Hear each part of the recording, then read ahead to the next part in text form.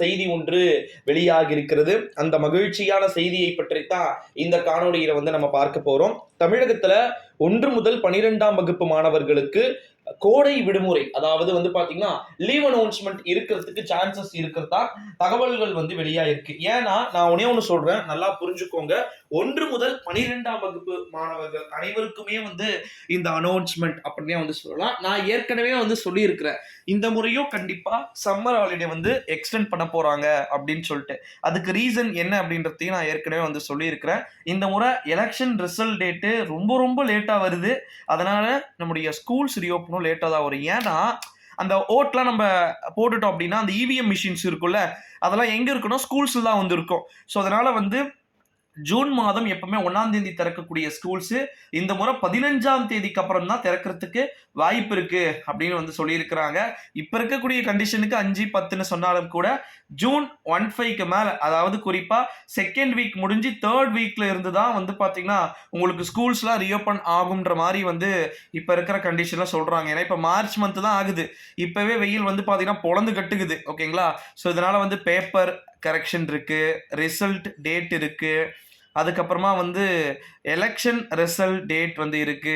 So இப்படி ஏகப்பட்ட விஷயங்கள் இருக்கிறதுனால கண்டிப்பா ஸ்கூல்ஸ் ரீஓப்பன் அப்படின்றது லேட்டாவே வரத்துக்கு சான்சஸ் இருக்கு அப்படின்னே சொல்லலாம். 100% சொல்லுவேன், நான் ஷுவரா சொல்றேன். ஸ்கூல்ஸ் ரீஓப்பன் இந்த முறை ரொம்ப லேட்டாக தான் ஓப்பன் ஆகும் அப்படின்னே நம்மளால சொல்ல முடியுது.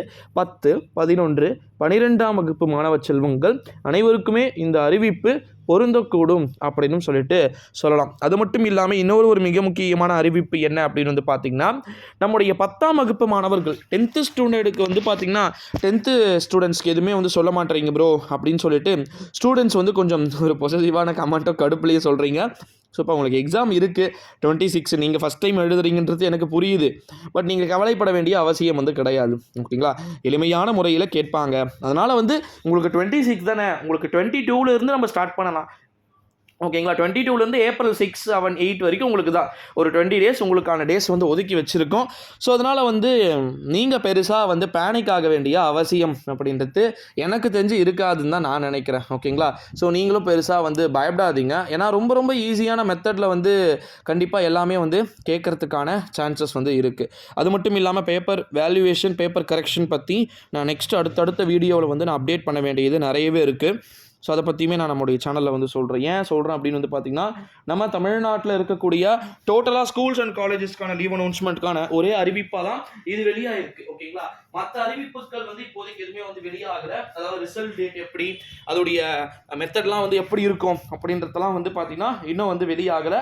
ஸோ அதுக்கான அந்த டேட் இருக்குது. நான் அதை கண்டிப்பாக நாளைக்கான வீடியோவில் நான் அப்டேட் பண்ணுறேன். சில குட்டீஸ் மறக்காமல் நம்முடைய சேனலுக்கு நீங்கள் புதிய பார்வையாளர்களாக இருந்தீங்கன்னா சேனலை ஷேர் பண்ணிக்கோங்க.